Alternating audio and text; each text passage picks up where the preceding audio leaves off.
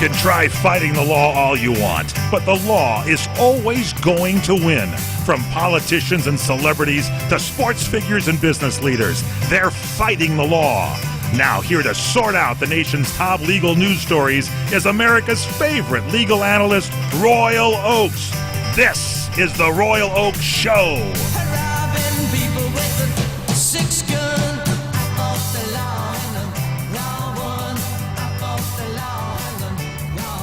Thank you, Mike Horn, and welcome to the Royal Oakes Show, and welcome to our co-host, Ken Jeffries. How you doing, Ken? Hi there. It's still hot, like last week. It's a little hot, but Boy, this is hot. a nice, cool studio, so we're Cool, lucky. Daddy-o. And our millennial correspondent, Connor Oakes. How you doing, Connor? Very well, thanks. I'm happy to be here as always.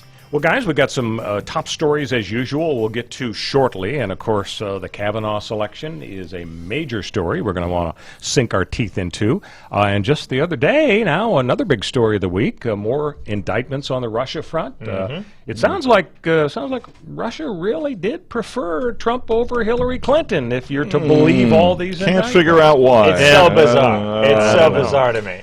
And also, actually, Hillary for president in 2020, to me, is a big story because the rumbling is she's getting organized and she's not going to take this lying down. Yeah. Well, she may have to take it long. She may have to take it another way. It's possible. We're also going to talk about how Boston, they're very progressive there. They've decided that they probably want to let non-citizens vote. As long as they're here legally, a green card or something, they don't have to technically be citizens to vote. Boston is the home of the original taxation without representation. There you go. You can't tax these people if you're not going to let them vote, right? And by the way, no borders at all.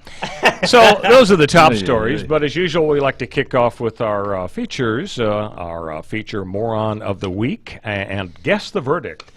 This week, guys, it's hardly even fair. I know we usually have two candidates for Moron of the Week, but for my money, this guy, he's really has a lock on. So we don't have to vote at the end of the show. No, okay. We don't have to. You can if you want, but you just see if you agree with me. His name is Robert Quigley, and he's 25 years old, and he's here in Citrus Heights. He had a problem. He rear-ended an SUV that was stopped in traffic on westbound Interstate 80. Fender benders happen. Quigley was driving about 75 to 80 miles an hour. So the car that he is in, it bursts into flames. Everybody gets out. The first thing that the officer notices that Quigley tried to switch seats with his female passenger. Because, it would be best if it's... She takes the fall on this one. Yeah, exactly. But later on, Quigley admitted to the officer that he was behind the wheel at the time of the crash. The other thing that the cop noticed, that the shirtless Quigley... there's nothing wrong with driving around shirtless, I guess. No, you got to keep cool. As long as you're a guy. Yeah. The thing that the cop noticed is that Quigley went back to his burning car in order to light his cigarette. You see, he wanted a smoke, and he couldn't help but notice that flames were licking out from the undercarriage of his car. Yeah. And he singed part of his eyebrows off in the process. So But this that's is a medical story. issue as well. Well, he wanted to smoke in the worst way, and he got it. Honestly, if I he- smoked and my car was on fire, I'd like to think that I'd be enough of a badass to do what Quigley did. So the cop is talking to him about this and asking him what's going on, and Quigley says to the cop, "Yeah, I'm not afraid of fire, dude. I deal with this kind of stuff all the time." He did sustain a burn on his neck from his seatbelt.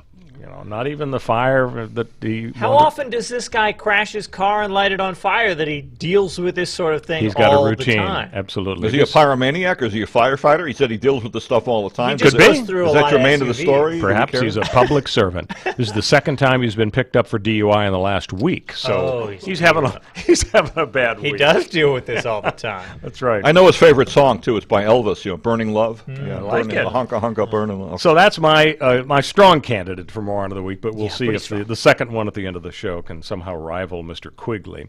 So let's get to our fun feature, Guess the Verdict. You guys are pretty good at guessing the I've been verdict studying. on our bizarre stories.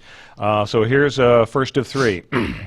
Terrence Dixon of Briston, Pennsylvania. Guilty. Sounds guilty. Well, you're prejudging. Especially at last name. Yeah. Okay, wait for the facts. Okay. He'd wrapped up his work at a house. He'd finished burglarizing the house when he decided the best exit route was through the family's garage. So he enters the garage, but finds himself trapped. The automatic garage door won't open, and the door to the house locked when it closed in behind him. The family was on vacation, and for 8 days he barely survived on a diet of dog food and very warm Pepsi. He sues the homeowner's insurance company for causing him mental anguish. He was imprisoned in that garage. Can you imagine the horror? Very interesting. So Terry Dixon of Breston, Pennsylvania versus homeowner insurance. What do you think, Ken? Who might win this lawsuit? I would say homeowners insurance would win. I can't imagine because he got in through nefarious means. So you're not a sympathetic person. I'm not a sympathetic. No. What do you say, Connor? What's your guess? It sounds like a bar exam hypothetical, like that they would pose to budding lawyers and ask. I mean, it sort of has echoes of the famous trap gun case where a guy set up a shotgun to shoot a blast of pellets at anybody who tried to rob his house. And then when a guy walked in and got his leg blown off, trap guns are illegal, Trap guns are illegal because you can't set traps. Kids get into people's houses and it's dangerous and all that. So maybe if you've got some sort of system where your door automatically locks behind you and turns your garage into a prison, especially in the heat of the summer, it could be very dangerous. You're creeping up on a guess for think Dixon. This guy probably recovered some money from that homeowner's insurance. Dixon won $500,000 against the insurance. That's a lot of money. Why would he? 8 days and dog food and warm Pepsi, guys. I will eat dog food for a month. Who was for the prosecutor ought to be? What? That's unbelievable. Ken's outraged. He's stunned. He's shocked. And I'm saddened. shocked. I'm shocked and saddened. I mean, I'm a Coke guy. I'll say that. But hey, please, people are listening, Connor. Maybe cops. Sorry. Are we talking about Coca-Cola? Yeah. But I would eat dog food and drink my hated Pepsi-Cola. Just to win $500,000. $500,000. All right. Case number 2. Wait a second. He broke into the house. Yeah, but they don't take that into technicality. They don't give a damn, Ken. Case number 2. Joyce Lair of Lamar, Missouri slips on the local high school's icy parking lot, files a personal injury suit. So there might be something to it, right? You know, you fall, you get hurt. But she leaves nothing to chance. Her complaint alleges as follows. All the bones, organs, muscles, tendons, tissues, nerves, veins, arteries, ligaments, discs, cartilages, and joints of her body were all fractured, broken, ruptured, punctured, compressed, dislocated, separated, bruised, contused, narrowed, abraded, lacerated, burned, cut, torn, wrenched, How many more swollen. adjectives you have in there? Yeah, I talked to her lawyer. Amazingly, she was still alive when the case went to trial. At which point, what's your guess, Connor? Who won?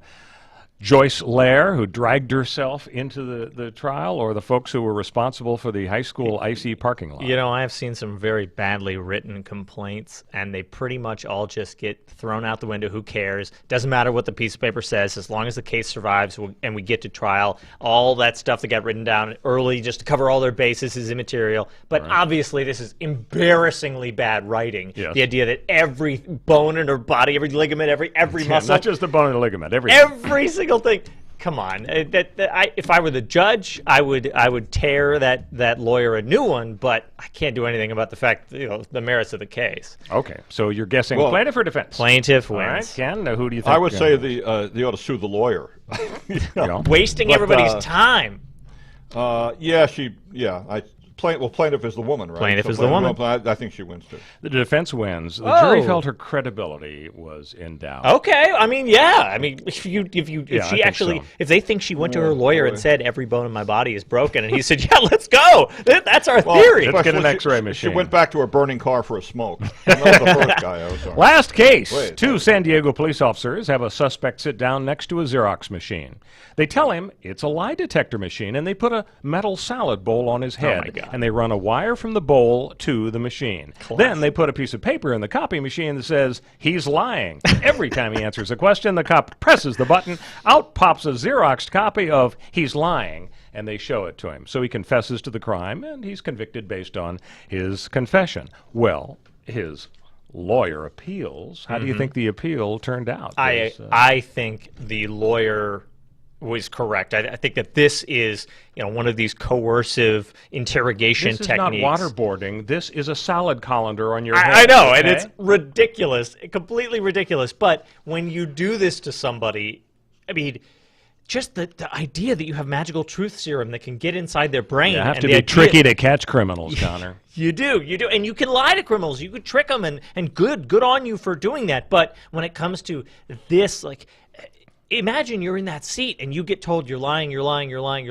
12 hours of interrogation later, you break down. So you think you the fall confession apart. was tossed out and the conviction was reversed. Agreed. Okay. Yeah, What's your guess? I think so too. They wouldn't even do this on Blue Bloods, SVU or something like that. I don't know. Tom South's a It's tough made for guy. TV. So what You're happened? both right. Yes. Confession tossed out. The old salad defense, salad right. bowl defense, or whatever. So Stormy Daniels in the news again. I don't Poor think she Stormy. can go a week without being in the news. Doesn't want to. And as you say, good on her. Yeah. This is her moment to shine. Her Absolutely. 15 minutes of fame. I think she gets $75,000 a pop when she goes to one of these strip clubs for a personal appearance. And how would you know that, Bob? Not You bad. did Read it in the New York research on- Times. Yeah, New York Yeah. Times had that. Sure they did. Yeah. Front page. Yeah, right. They Right. checked my ID and they wouldn't let me in. So what happened this week is that Stormy, or if you want to be formal, you can call her Stephanie Clifford. Stormy Daniels goes to a strip club in Ohio and she does her thing. And apparently her thing includes groping the breasts of some gals in the audience and pressing her bosom against the face of some of the guys in the audience. That's part of her Did she routine. do that, or or they do it to her? No, she did it. Well, She goes up to the that's what guys she and does, she... 'cause there was a question, I think, about what happened in there. Well, this is the way I understood Okay. it. But the point of the story is that she was arrested for illegal sexual activity. Now, it's Right. not illegal to dance topless in Ohio, but Right. apparently if you kind of cross the line and you're touching folks, that's illegal conduct. And so she was arrested. And but the good news for Stormy is that the charges were dropped the very next day. For one thing, the police chief was a little embarrassed because half of his police force, they were probably there there. to observe Stormy's performance, just to make sure Just in case. the illegal sexual activity laws weren't violated, and sure enough, they were violated.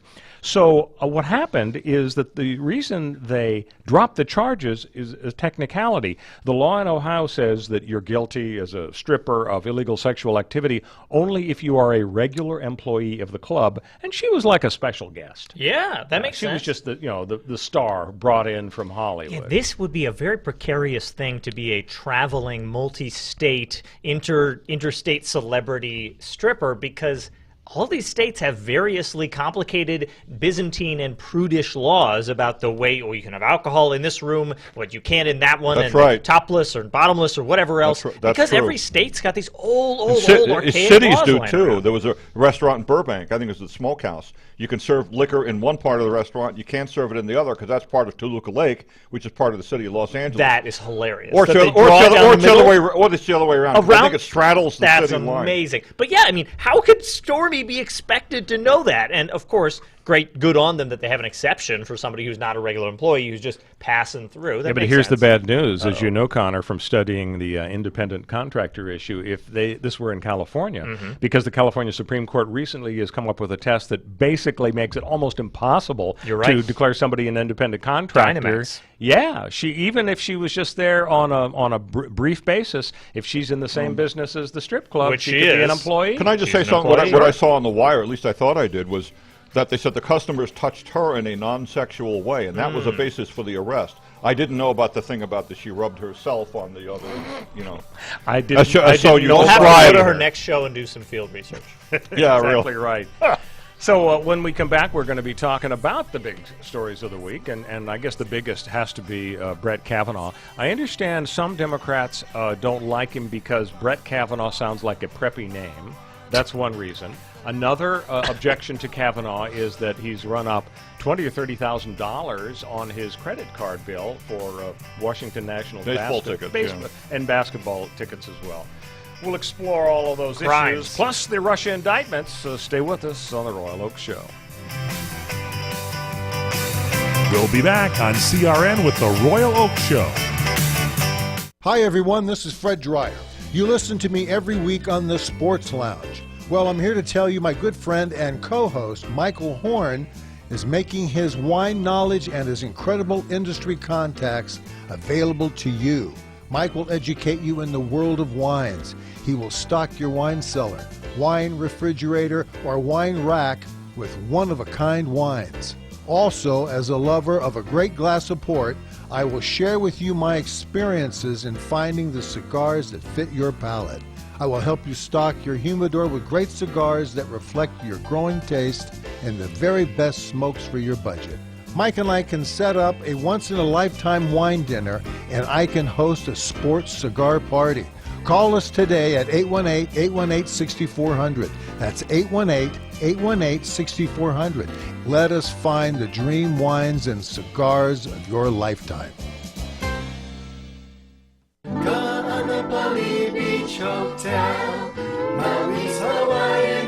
From traditional Hawaiian weddings and vow renewals to your own unique ceremony, find out why Ka'anapali Weddings is the perfect place to say, I do. Create the memory that will last a lifetime at the place you and your family know and love, Ka'anapali Beach Hotel. Imagine yourself and your loved one just steps away from world-famous Ka'anapali Beach in one of many wedding venues to choose from, including oceanside lawns, tropical gardens, or indoor banquet rooms. With your choice of catering, bar, floral, and musical options, you can make your special day customized just for you. Their wedding specialists will help you plan your dream wedding today. For more information, visit ka'anapaliweddings.com or call 661-0011. Ka'anapali Weddings, the perfect place to say, I do. Ka'anapali Beach Hotel, Maui's Hawaiian Hotel. When you really want Italian food, you've got to get to Columbo's. Columbo's Italian Steakhouse and Jazz Club, Colorado Boulevard, Eagle Rock. It's that little neighborhood place you wish was down the street from you. Seekers of luscious and appetizing gustatorial pursuits, indulge your fancies with steaks so absolutely yum-yum, vegetarians have forsaken kale and Pilates and never look back. Fish specialties so fresh and delicious and chosen by King Neptune himself, and relish Columbo's Italian family specialties so delectable you'll be yelling out, bravo, bravo! And let's not forget Columbo's world-famous meatballs, and you've got to try their breakfast pizza. Oh, and jazz every night. Service that's friendly, not phoning, and at a price that'll keep you coming back. That's Columbo's, that little neighborhood place you wish was down the street from you. Columbo's, Manja. Back to the Royal Oak Show with our co-host Ken Jeffries and our Millennial correspondent Connor Oakes. So before we get to the Brett Kavanaugh story, guys, we have to talk about Maxine Waters a little bit. Our pal John Phillips from KABC, who also writes a regular opinion column for the Daily News, wrote a great column this Thursday, this past week. And he says, and this is the lead sentence, California Congresswoman Maxine Waters could become the Democratic nominee for president in 2020. And he says, how is it possible that a radical congresswoman who was just called un-American by the leadership of her own party for encouraging viral confrontations with Trump administration officials could win the nomination? It's easy. Mad Max is the only one dancing to the beat of the resistance, and her album is about to go platinum. He says, I challenge you to find a politician or media personality who has better expressed the anger, frustration, and rage of the resistance better than Maxine Waters. Joe Biden? Please. Kamala Harris? No way. Hillary? You've got to be kidding me. Nope. The woman who is the biggest rock star with liberals right now is Anti-Maxine. He's got some nicknames for her. You know, what do you think about your colleague, John Phillips? Yeah, well, John, I think it's not going to happen, John. John, if you're watching now, love you, babe, but I don't think it's going to. You may want her to run, because that means your boy Trump gets in. Why are you so cynical? Because as he points out, she is dancing to the beat of the resistance more effectively than anybody else. She might be dancing to the beat, but I don't think she's the leader. Okay. I think the problem is that if you were to try to put up a black woman who is vocally anti-Trump, there's no greater way to get a repeat of Trump's base showing up than to race bait again.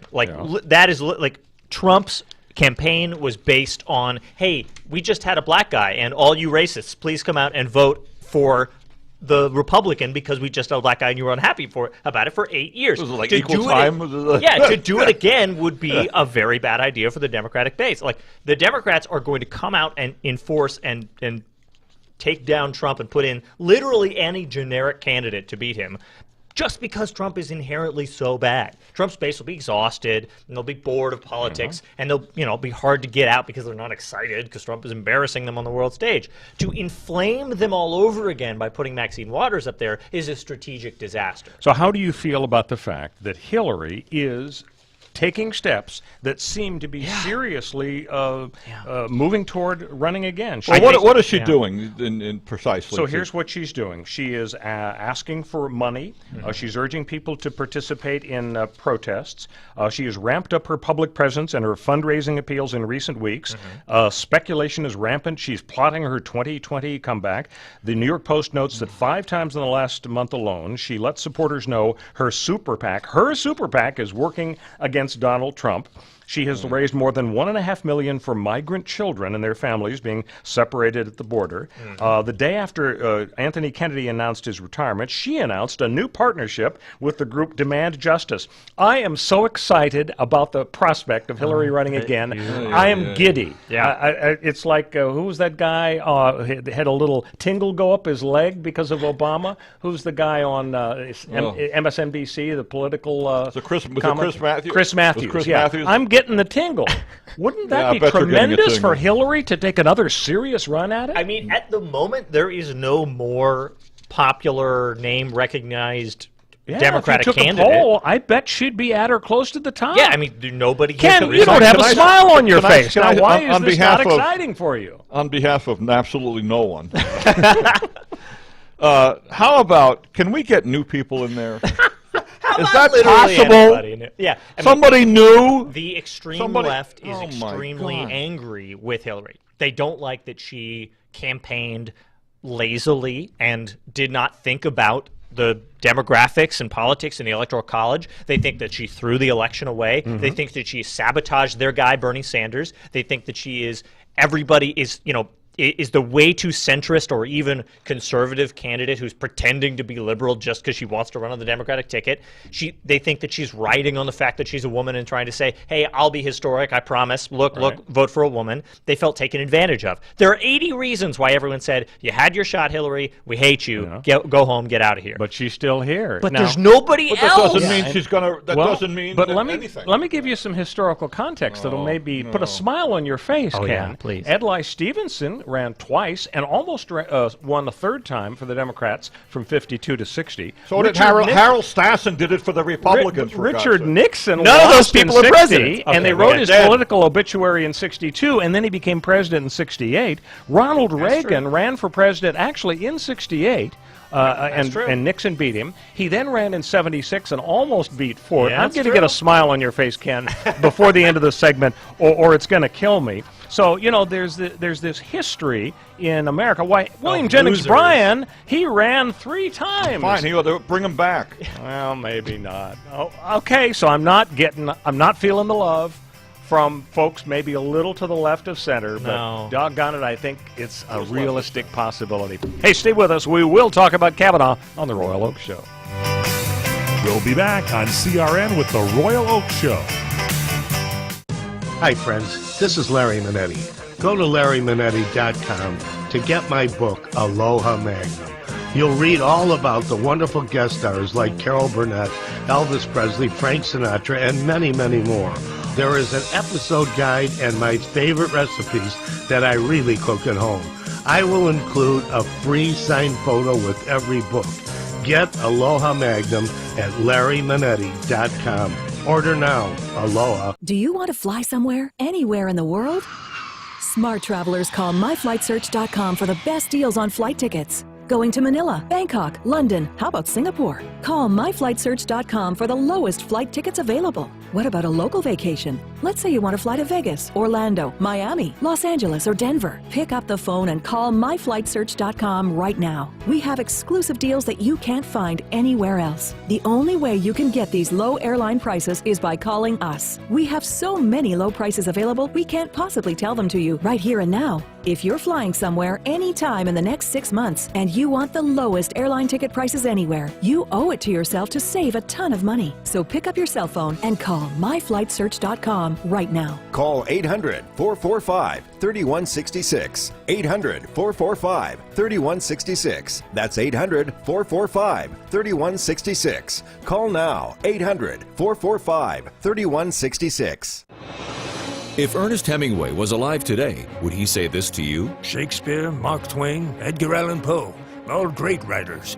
And after reading your book, I simply must add you to the list. Wait, you don't have a book yet. So make a free call to Page Publishing. Their expert staff can help you turn your book idea into a real book, a masterpiece that could someday make the bestseller list in hard copy and digitally all across the world. Page Publishing can help you completely take your idea for a book, write it, and publish it. So if you want to join the ranks of some of the most famous authors in the world, call now for a free information kit. Turn your book idea into publishing gold. Make a free call right now to Page Publishing.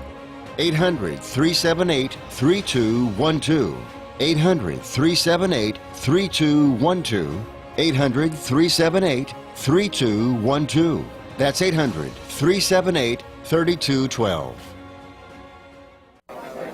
You order a glass of your favorite Cabernet, fresh asparagus, hollandaise on the side, a filet, medium rare. You unfurl your napkin with a flair, close your eyes, and prepare to listen. Ah, there it is. The sweet music you long to hear. The sizzle. The sizzle of a Ruth's Chris steak. The most magnificent corn-fed prime beef, broiled to perfection at 1800 degrees. Some call it a sizzle. We call it an anthem. As the waiter approaches, you think, is this one mine or that one? Ruth's Chris Steakhouse. Like Ruth always said, life's too short to eat anywhere else. Make a reservation online at ruthschris.com or by calling 800-544-0808. Destination South Point. 11 great restaurants, bingo, bowling, movies, race books, sports books, spa, live entertainment, oversized rooms, and the rates unbeatable. The South Point Las Vegas. Book now. Online at southpointcasino.com or call 866-791-7626. southpointcasino.com or call 866-791-7626. At the South Point Las Vegas, you're always a winner. Welcome back to the Laurel Oaks Show with our co-host Ken Jeffries and our millennial correspondent Connor Oakes.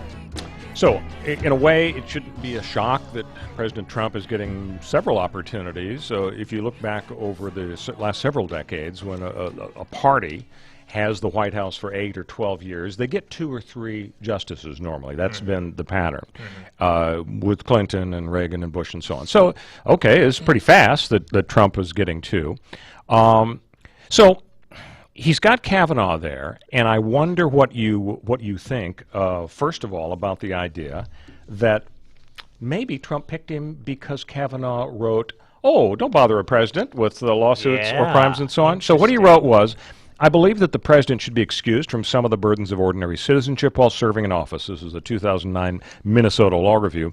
Among those burdens, he said, were responding to civil lawsuits and criminal charges. Would it be cynical to suspect that this was the reason that of all the 360 million Americans, Trump picked this guy to be on the court, or are we just being cynics? I don't think that's cynical at all. I think we got to take these things into account because we know that Trump is an incredibly self-centered sociopath who really only considers his own interest over everything else. Like, everything he's ever done and said shows that that is the case. And he is such a devious man that you got to think the worst of him just to start with. And then I feel like you give him the opposite of the benefit of the doubt, whatever that phrase is, and then you can back it off and make things more reasonable. With anybody else, I would say, I mean, these people have massive sort of libraries of things that they've written in their whole careers, but when you've got the Russia investigation bearing down on Trump, and then he picks the only guy or gal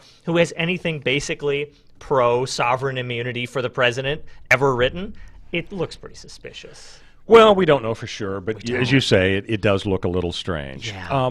In fact, however, some Republican-dominated Supreme Courts in the last few decades have put the hammer down with respect to executive power. Mm-hmm. So in 1974, this is the United States versus Nixon case, the Supreme Court unanimously ruled, with a bunch of Republican appointees on there, that Nixon had to hand over the tapes. Mm-hmm. That's right. Warren Burger wrote the decision. In 1997, the Supreme Court unanimously allowed a sexual harassment suit against Bill Clinton to move forward. Both of his appointees, Ginsburg and Stephen Breyer, voted against Clinton. So I don't think it would be a shock if the Supreme Court, even though it's got a bunch of Republican appointees, including 2 now, by Trump, ended up moving against him. For example, if he refuses to respond to subpoenas, in spite of what Kavanaugh said in that I can see that. law review. I can absolutely see that might be the case. I mean, when you look at one of the prime criticisms that the conservatives have had for Obama over the last decade was that he was, quote, the imperial president, that he just took executive orders, that he just made moves and did things without congressional approval and consent, and that he just expanded the administrative state, which they started calling the deep state. Like he was a king. Yeah, they said he was the king. And now, as soon as Trump comes in, of course, a lot of people start saying, well, you know, he's the president, he can kind of do whatever he wants, and he should just be making moves, and he should be the decider, he should be like the apprentice. And how dare the Democrats block it, so they try to block it. They can't do that. How could you get in the way of the president? He's the president. He can do whatever he wants. It's like, hold up, roll it back. What about the imperial president criticisms of Obama? Like, obviously, you care about the limits on executive power because you don't like big government. So how about some limits on executive power now that President Cheeto is out there alienating all our allies? So here's the big issue with respect to Kavanaugh's. Hold on a second. Hold on, he's going to now. We need oxygen. All right, so let's fast forward a few weeks. Kavanaugh's talking to the Senate Judiciary Committee. The whole world's watching the TV cameras, and he says nothing. Now, the history of this is Ruth Bader Ginsburg supposedly created the Ginsburg rule in the 90s, where she said very little and dodged and weaved and said, you know, I can't comment on pending cases and so on. And now then the Republicans have kind of refined this to the point where the last time we had one of these, Gorsuch, he literally refused to comment on Brown versus Board of Education, everybody's favorite wonderful decision that got rid of school segregation. Yeah, all you have to say is, that's bad. He said it would be an example of hubris, arrogance by me to comment on or second-guess decisions or say, I like this one, I don't like that one. And obviously, by doing that, you don't have to talk about the tough ones, including Roe versus Wade. Exactly it. So is Kavanaugh going to be able to get away with saying little, if anything, beyond, here's my general feel about constitutional law, I really like precedent, you shouldn't overturn it willy-nilly? Or do the Democrats have any kind of silver bullet to try to get him to say something that would cause the two female Republican senators to vote against him because of Roe? There is something that I saw, and it was a Twitter post from Al Franken, of all people. Well, he's got time to tweet. He's got plenty of time now. Yep. And he said, I wish I was on the committee now. And can't do that anymore, Al. Sorry. But it was something to the effect of that he thought he could nail Kavanaugh on his one statement that he made at his little news conference after Trump introduced him. And it was something to the effect that the president, and you can check me on this, and I wish you would, actually. Sure. The president, no president has talked to more people or vetted more people. I'm really paraphrasing my head off here, obviously, but than this president did. More extensive search for justices, as far as my nomination, et cetera, et cetera. And Franken says, well, that's a lie, and I'd get him on that right away. And it may be, but it's kind of puffery also. It's sort of Don Draper advertising stuff. Yeah, but if you then he said, well, you know, if you lie about that, what about all this other stuff? You know, so. That's what Franken, I think, said. Yeah, if you don't have anything substantive because Kavanaugh refuses to answer on anything substantive, then we're going to get into advertising. Yeah, maybe you have to go with the Mad Men style superlative. I know Franken's not in the Senate anymore. I understand that, but I just thought I'd throw it out. So the basic problem is that the Constitution has phrases like due process, equal protection, liberty.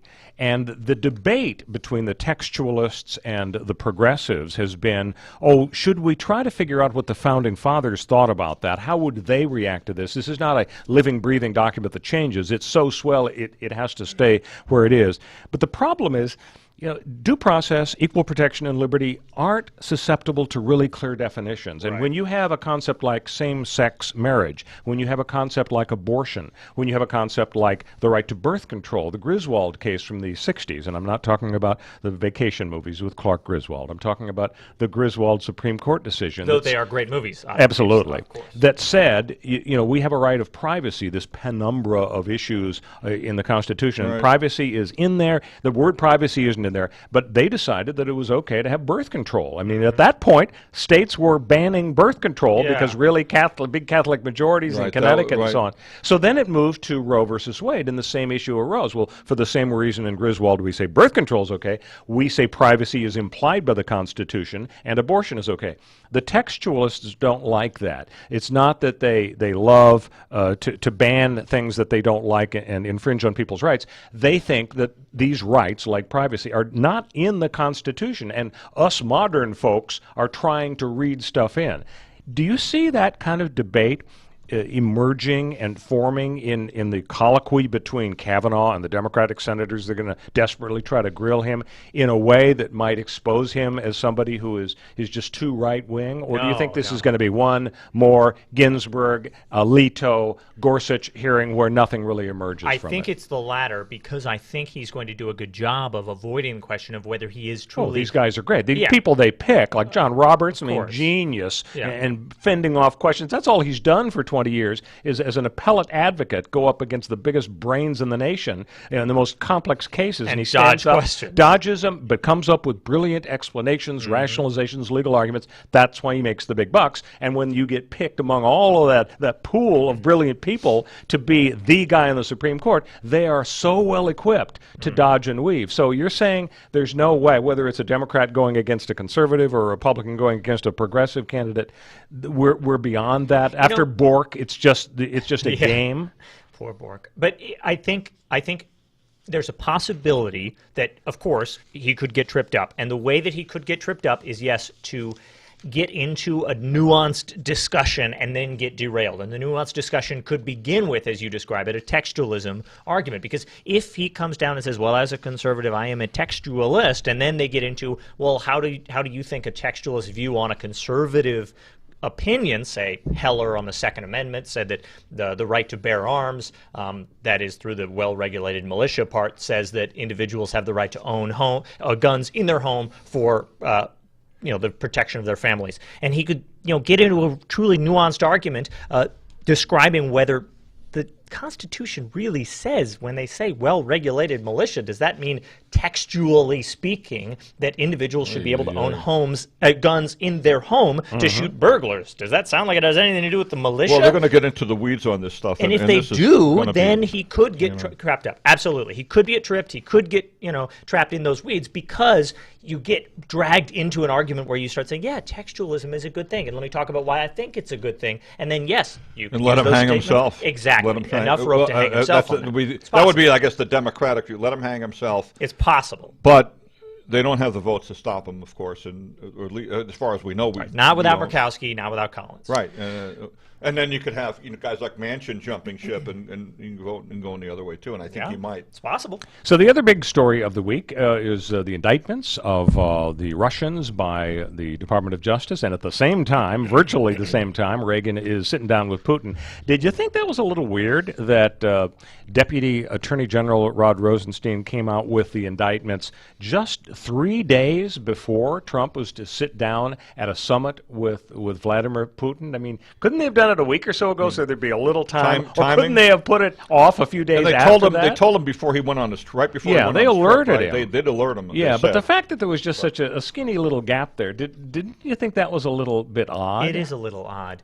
It is a little. I mean, some people, the Trump folks, are saying there's a bias within the deep state and the DOJ. They want to interfere with my rapprochement with Russia and Putin, which sounds a little weird. I mean, I would think the DOJ would be busy with other stuff besides trying to interfere with détente by Donald Trump. Of course, and that argument doesn't even make any sense, because the liberal deep state, and I hate to even repeat that word because it's a nonsense conspiracy theory, but the idea that the administrative state, or that bureaucrats, lifetime bureaucrats, hate Trump and want to disrupt his agenda, it doesn't make any sense that they would try and disrupt his relationship with Putin, because their argument, the liberal straw man argument, is that Trump already has a good relationship with Putin that is in secret and can't be disrupted because he's Putin's puppet. So you can't disrupt the relationship between the puppet and the puppet master just by putting out your indictments on the day before his meeting. Yeah, the other thing is we didn't mention Peter Strzok, and I know there's a lot of things going on this week, busy news week. Oh yeah, confrontation. But 11 hours.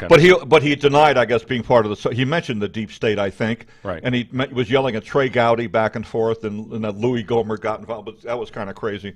And somebody yelled at Gohmert, get on your meds. Remember that? God. Yeah, but Strzok, I'm not part of the deep state and all of that. So it was a weird confrontation, and it kind of reminded me of the Benghazi deal with Hillary Clinton, where the Republicans were salivating, oh my gosh, we're going to be able to grill Hillary and make her look bad and make her look like a liar. And the result of it was that for 11 hours, they basically argued with each other. She hung in there just fine, and it actually looked bad for the Republicans, and they didn't learn their lesson.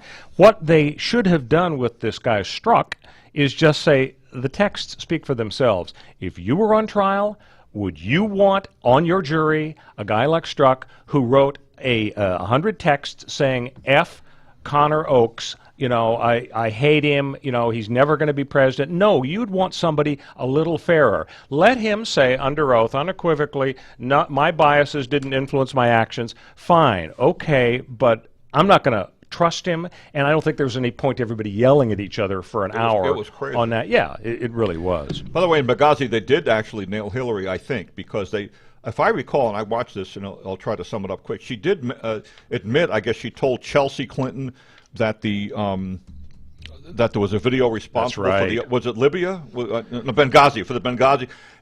But she told everybody else it was terrorism or something, whatever it was. It was But instead inconsistent Trey Gowdy statements. could have stopped the thing right there and said, okay, gotcha, we won. And instead but he they didn't turned do it. He it kept into talking. a circus and dragged and tried to prove actual, criminal intent, as though Hillary herself strangled the poor, American soldiers who died, and used this as a political football. She admitted it. She told Chelsea. She said, I think if I remember this right, I think she told Chelsea that it was a video. No, that it was really terrorism. That's right. It was the other way around. Yeah, and all she had to say to get rid of that, dispel that, was 3 simple words in the English language. I was wrong. And then we all move on with their lives. But instead, Gowdy doubled down. They kept on talking. Well, anyway, Mike, could you please introduce our next story? Okay, that's why I wanted Mike to use the sound, because this story is we're now having another type of military. Trump is announcing Space Force. We've got the Army and the Navy, the Marines, the Air Force, and the Coast Guard, and the 6th is the Space Force. And a lot of people are saying, excuse me, do we really need a bureaucracy? Do we need a bunch of soldiers going up into space? Do you not want a wall between us and space? Connor, you sound excited about the prospect. How are we going to be safe from aliens invading our country if we don't build a wall? I'll do it if he agrees to be the first one up in space. Trump said, we're going to have the Air Force and we're going to have the Space Force, separate but equal. So he's alluding to Brown versus Board of Education. Yeah, I don't know why he said separate but equal. By the way, that's not even Brown. That's what Brown versus Board of Education said is not okay, is not allowed. Separate but equal is inherently unequal. That's the line from Brown versus Board of Education. Well, he's not a lawyer, Connor. No, he's certainly not. The president suggested the creation of a Space Force in May during a celebration of the U.S. Military Academy's football team, saying the service would make sense because the U.S. was getting very big in space, both militarily and for other reasons. Right. Critics have noted that rocketing troops into space, landing them and extracting them, would require enormous amounts of fuel and the lightest ship possible for efficiency. That would eliminate armor, leaving the ship vulnerable to attack. Are they thinking about Martians attacking us? I think what they're saying basically is the reality that science fiction writers figured out a long time ago. You can't really build an actually safe sort of flying fortress that is safe from any sort of attack. Right. Anything we send up there is basically a tin ball around a foil structure around it to barely keep oxygen in. You know what? I'm just too excited about JAG. JAG is the lawyers for the military. Oh. And now we're Judge Advocate General. Yeah, right. Judge Advocate General is JAG. And now we're going to have Space JAG. And I'm going to be in it. I'm going to be the first space lawyer up there. Absolutely, send me to the moon. It sounds exciting, and it'll be on CBS next year, by the way. Yeah. I think Trump is just trying to be Kennedy-esque. You know, the excitement that JFK generated when he said we're going to put a man on the moon within this decade, and he did. And Trump's going to do the same thing. If he doesn't have bone spurs, going to put an astronaut on Mars. Hey, stay with us, folks, on the Royal Oak Show. We'll be back on CRN with the Royal Oak Show. Hey, Lorraine, do you realize that your mother, my mother-in-law, Chef Maria, has been serving Las Vegas since 1949? Yes, I do, Dennis. That's when she first met Howard Hughes, who fell in love with her cooking. And in 1955, she opened her first restaurant on Fremont Street. Yes, dear. And another great customer was Liberace. Wow. Then in 1962, while Frank Sinatra and the Rat Pack were causing global excitement on the Las Vegas Strip, your family opened their second restaurant. And in 1972, Elvis Presley began electrifying Las Vegas audiences and eating in our restaurant. You know, Lorraine, this is quite a town. There's only one Las Vegas. And there's only one Bootlegger Italian Bistro. Folks, when you're in Las Vegas, come visit us. We'll make you feel like you're part of our family. The Bootlegger Italian Bistro, conveniently located at 7700 Las Vegas Boulevard, South Strip. Visit our website at www.bootleggerlasvegas.com. Do you owe back taxes to the IRS? News flash, the president has changed the tax laws, and now you may be able to pay the IRS less. If you owe $10,000 or more in back taxes, the tax doctor can help you pay the IRS as little as possible allowed by law. There are new tax laws for business owners, the self-employed, even W-2 workers. If you have a back tax problem or a few years of unfilled returns, new help to save you money is now here. Call right now to see how the new tax laws can help you. Plus, right now, we'll waive the consultation fee and give you a free tax savings report. Attention business owners, the self-employed, and W-2 workers. Make this free call to the tax doctor now and learn how to take advantage of the new tax laws that may help you pay the IRS less. 800-985-1610. 800-985-1610. 800-985-1610. That's 800-985-1610. Chef Charlie Palmer and winemaker Clay Moritzen are announcing the 8th annual Project Zinn event taking place Friday, August 17th and 18th at Hotel Healdsburg in Healdsburg, California. It's a big weekend event offering a series of dining and educational events hosted by Chef Palmer, Clay Moritzen, and some of the industry's most elite winemakers. Project Zinn lines up 21 of the most highly acclaimed Zinfandel wines for tasting, and Project 21 has the number 21, a significant number in most cases of Down syndrome because there's an extra copy of chromosome 21 which changes the body and the brain's normal development. New this year, the big seminar called Whose Zin Is It Anyway? Also a big vineyard lunch at Rock Pile AVA with Clay and Carrie Moritzen, and the big Project Zinn event Saturday evening where you sample 21 of the finest Zins. Get tickets and more information by going to projectzin.org. Projectzin, ZIN.org/tickets. Projectzin.org/tickets. Welcome back to the Royal Oak Show with our co-host Ken Jeffries and our millennial correspondent Connor Oakes. So guys, I don't know if you've heard about this, but there's a new novel out, and it's about Obama and Biden. They've teamed up as crime fighters. There's a scene in the book where Obama bursts into a motorcycle gang clubhouse in Delaware, casually toting a sawed-off shotgun to rescue Biden from a mob of angry, heavily armed bikers. Oh, hell yeah. Looks like you all know who my pal is, Biden tells his antagonists with satisfaction. So this is a real novel with the president and Biden as characters. So I thought it would be appropriate for us to do a trailer for another movie, and hopefully somebody will write this movie after they hear the trailer, and we'll send it to all the studios. And you guys have your scripts. Are you ready for this? We're ready. And I think Mike has put the extra good tape in the machine, so we'll be able to send the this Scotch tape for a change? MGM. Okay. All right, so we're going to begin right now. In a world where the executive branch can multitask, John Hamm is Ronald Reagan. Well, we not only execute the laws, we're going to take the law into our own hands. One pair of crime fighters decided to act. In the gender-bending role of a lifetime, Rosie O'Donnell is George Herbert Walker Bush. That, like Washer better.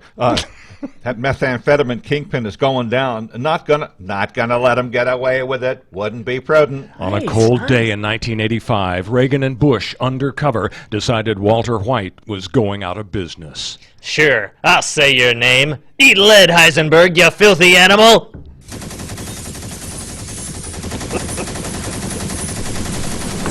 All right, already. It's your turn, Ken. Can we get somebody to... It's your turn, Ken. Line?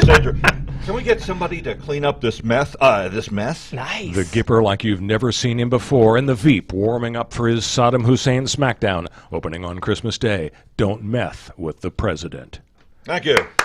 Well, that went pretty well. That was great. We rated double X. No one can see it. Next time we practice it. But many rehearsals. Great. I loved it. So, guys, we have one more on of the week candidate. It's the fellow who was DUI, caused a fiery wreck, and lit his cigarette off of the fire of his car. Yeah, total badass. So here's his competition. A Florida man in Vero Beach, Florida, where the Dodgers used to have spring training. He was arrested for driving under the influence. He repeatedly bumped the car in front of him at a McDonald's drive-thru. He's 69-year-old Earl Stevens. In his vehicle, there's a brown paper bag with a bottle of Jim Beam in the passenger seat.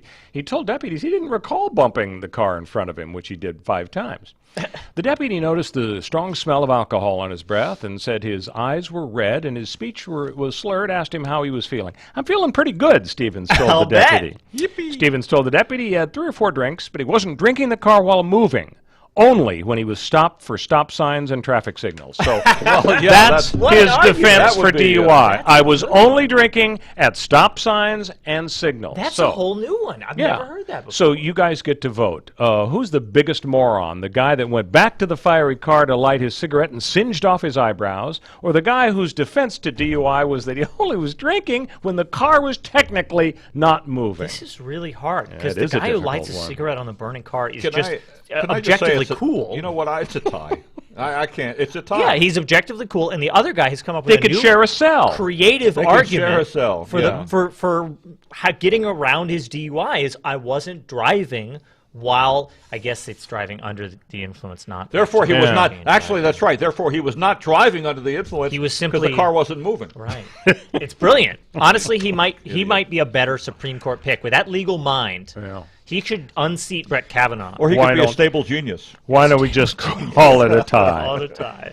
So final aspect of the story here, guys. We've been honoring 1968 movie music, and so Mike is going to play us out with a song from 1968. Some of the finest rock and roll hits in history. Let her rip, Mike. Oh boy. You know? Don't you know that I'll always be true? Yeah, I do. Okay, what was it? Iron Butterfly. Inagata-Davida. And do you know the little trivia question about where the name Inagata-Davida came from? Was it in the Garden of Eden? I think. And he was slurring his words. But they were on drugs. Yeah. Unbelievably, Shocker. this rocker was under the influence. Hey, folks, have a great week. We'll see you next time on the Royal Oak Show. Which was most important because that was your theme. Are you tired of hearing your favorite talk radio show sound like this?